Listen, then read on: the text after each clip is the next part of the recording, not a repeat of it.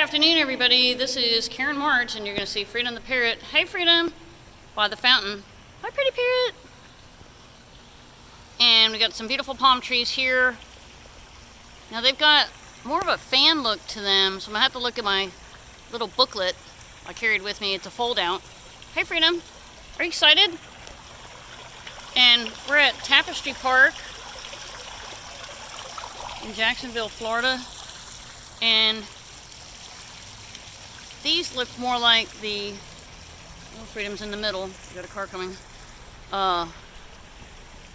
They look more like the ones on Hilton Head, which would be your cabbage palms. Anyway, and then we got this beautiful tree in the background. So we're signing off live. Have a great day.